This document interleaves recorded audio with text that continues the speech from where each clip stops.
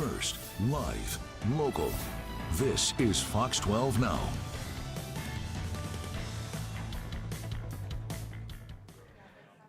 Hello, everyone. This is Fox 12 Now. I'm Greg Nibbler. Appreciate you all joining us here today. We are live every weekday at 1 p.m. Pacific, so thanks for finding us. And then, of course, you can watch the episodes afterward on YouTube. But let me ask you this. Have you ever had anyone tell you that they think you're on your phone too much? Or maybe you should put down your phone while you're having a conversation, or maybe don't check your email while you're eating, or stop looking at your phone at night. I've had all those things said to me, and I don't think that I'm too unique on that, but there are issues that come with that. And there's a company actually based right out of here in Oregon called Digital Detox that is working to help everyone solve some of those issues and figure out what's going on and maybe find out if you do have a problem. And I'm joined now by Forrest Brunson. Forrest, thank you very much for being here with us. Appreciate you joining the show today. I'm excited to talk about this because I'm a little bit nervous about the results of my score. We're going to talk about the test here in a little bit. But tell us about Digital Detox. Tell us about this company and why you created this. Yeah, Greg, thanks for having me. And it's a problem that's impacting everyone, every age group, every demographic across the entire world. We have customers in over 80 countries, and you can't get away from it.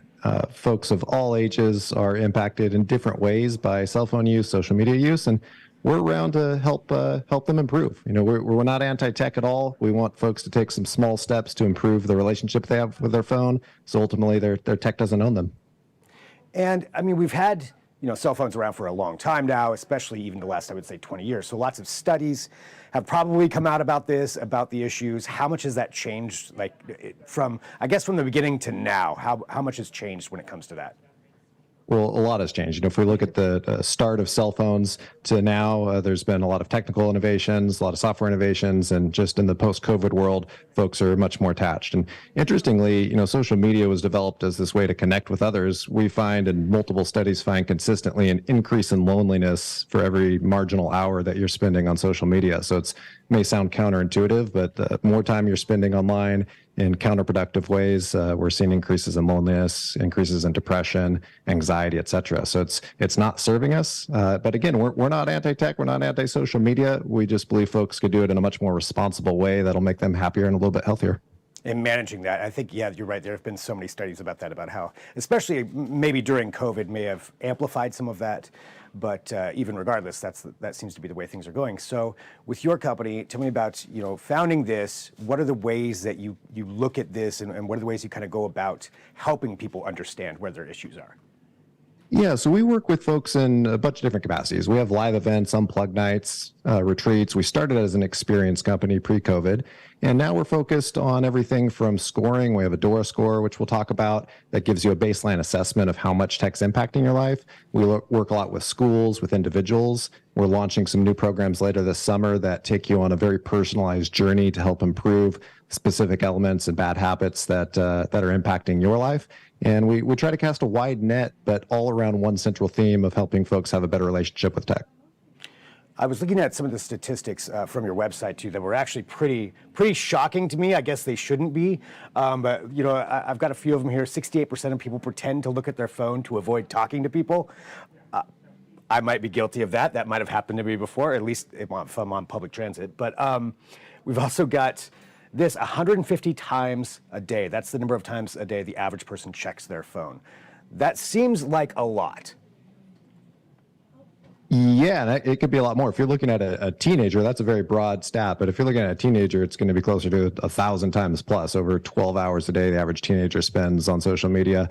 So that's going to be across the map. But yeah, we're highly dependent on a tool that has some really great uses that should be making our life better. But unfortunately, it's in many ways it's not. And interestingly, some other stats that we find from our DORA assessments, the majority of people recognize that they have an issue. No one really says, I'm happy with my phone use and I'm happy with how much time I'm spending. So most people recognize that they have an issue, and most people actually want to improve. It's more about prioritization and how do we get there and what steps do we take to actually see meaningful improvement. Yeah, I mean, and I could definitely say that after looking into this more, I certainly do have some issues. 53% of people wake up at least nightly to check their phone. I absolutely do that. I don't want to admit I do that, but I do, and I know that's a big issue. What are some different things that can be affected by doing that? By checking phone in the middle of the night and right before bed? Yeah, but both.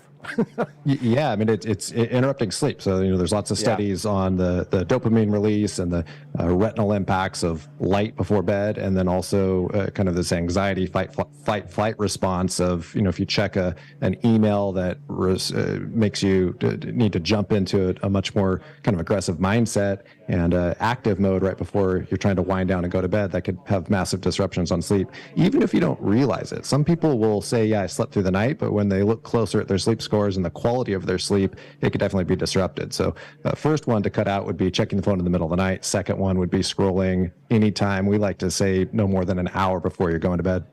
Really? Okay, so just completely set it aside, set it down in order to get that good sleep.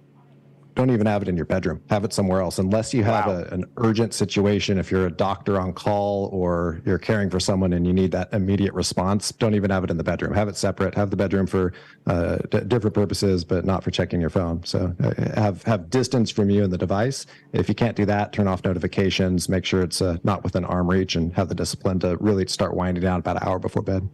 Then that is definitely something that I need to work on, because I all of those things you just listed, I do. So looking at your DORA, the test that you can take to get your DORA score, tell us about that and what all is involved there. Yeah, so the DORA score, it takes 5 minutes, very easy. It's free, score.digitaldetox.com, and it takes you through about 25 questions. And we worked with some of the top behavioral psychologists and mental health professionals in the country to develop this, and we paneled thousands of individuals as we were developing the score model. So there's a lot going on behind the scenes in terms of how each question and answer response is scored. The final report is scored on a scale of 0 to 120, and then there's 4 different risk levels. So you'll see your report instantly, and it'll give you context around where you fall in terms of risk level of tech impacting your life. But it's pretty eye-opening. Everyone that's taken it, and we've had people from over 80 countries take it so far, have just been really opened on some of their own habits and areas that they need to improve.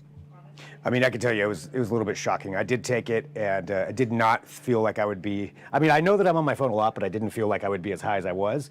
So once you get this score, you have some different ways and recommendations for people to bring that down.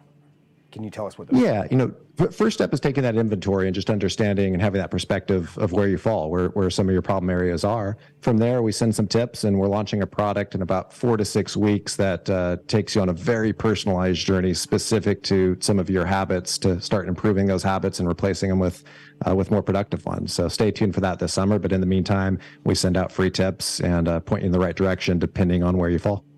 What are some recommendations? I mean, you just gave some there as far as not checking it at night, maybe not even having it in the bedroom, but what are some other standard things or basic tips that people could do to try to control their phone usage? Yeah, it's a great question. And a lot of it comes down to fundamentals on being present, right? So no phones at the dinner table. A lot of these are cliche, but a lot of people don't do them. Having separate time for checking your phone. So social media, for example, it could be great, right? But you don't need to be on social media constantly throughout the day. Have separate times that you're using to check in on social. Be very disciplined on how much time you're spending. One of the most common issues is people say, okay, I'm going to spend about 20 minutes on TikTok or Instagram tonight, and that spirals into 3 hours. So be disciplined on how much time that you need to be putting on. And just be present. If you're spending time with your kids or you're out at a dinner on a date or with friends, that's not phone time. Have it notifications off, put the phone away, and be present with the ones that you're enjoying time with. And then when you are on, just be disciplined and have more focus around that. But some of the fundamentals: no phones in the bedroom, no scrolling before bed, no phones at the dinner table. Turn off notifications that aren't urgent notifications. On my phone, I have SMS and my alarm system. Everything else, I don't need to be notified in real time. And those are kind of good starting points. But really focus just on, at the end of the day, how much time do you want to be spending on non-productive activities on the phone, and just be very cognizant of how you're spending your time. I think those are all great things, and obviously understanding some of the issues that come with that, whether it's lack of sleep or, I'm sure, mental health, stress, anxiety. Naturally, I would think that a lot of those are different kind of side effects of being on your phone too much. What are some of the benefits that you've heard from people who have been taking the test and have got themselves down, to a lower level? Yeah, so it depends where they're starting. If you're at a 120, it's a very different challenge of going 120 to an orange or yellow zone versus if you're hovering in the yellow zone and you want to get down to green. So everyone's a little bit different, but for the most part, the qualitative feedback we've had is, A, it's opened my eyes. I didn't even realize I was doing some of these activities. So just that awareness is important. And then B, once you start improving some of those habits, you're freeing up time to be more present, to have better interactions and experience life in more meaningful ways. And you're enjoying the time that you're spending on tech in more meaningful ways. So if you cut that down and be very productive when you are on social, when you are on email, when you are on your phone, it's going to be more productive and you're going to enjoy that time all around. So folks are just really enjoying getting some of that time back. At the end of the day, if you could get 30 minutes a day back, compounded over your lifetime, that's a lot of time to be doing other cool, productive, fun things in life. Yeah, I think starting to understand that. I mean, I wasn't going to show up there. That's the score I got, which is not good. From what I understand. So 87 out of 120. So obviously I've got to start doing some different things to bring that down. So the good news is that for every score, no matter where you're at, 1 to 120, there's room for improvement. I have room for improvement. Everyone has room for improvement. So it's identifying those areas and starting to make changes to get that score down. Well, what else can I tell people, or what else would you like to share with people as far as where they can go and start getting involved with this and just understanding a little bit more about where their issues are? Yeah, the first place to start is getting the score. So you go to our website, digitaldetox.com, score.digitaldetox.com. It's free, 5 minutes, and that's the best place to start. Getting a quantitative measurement of how various activities are impacting your life on the technical side. And then from there, we'll start feeding you information and sending you the right resources to help improve your score. Awesome. Well, Forrest, thank you very much for spending some time with us today just to talk about this. I mean, I definitely will work on those and chip away at that to, as you said, get more time back in your day. So I think that's a great way to look at it as well. Forrest, thank you very much for joining us today. Greg, thanks for having me. We'll talk soon. Yeah, absolutely. All right, so that is eye-opening. I think we can all definitely learn something from that. So it's Forrest from Digital Detox, and you can get your free score, your free DORA score. And like for me, it was shocking, but it's better to know. All right, coming up here on today. So this is Fox 12 Now. Like I said, we're live here every weekday, 1 p.m. Pacific, and we're going to be back here at 1:30 with a great interview with Darren Davis. So Tidal Wave Publications is a local publisher of comic books and specifically biographical comics. It is huge, and we are going to have Darren on here to talk all about that. So that's coming up at 1:30. So wherever you're watching us, just hit a reminder to come back in, 10 minutes, and you can join right back with us. So we will see you then with more Fox 12 Now.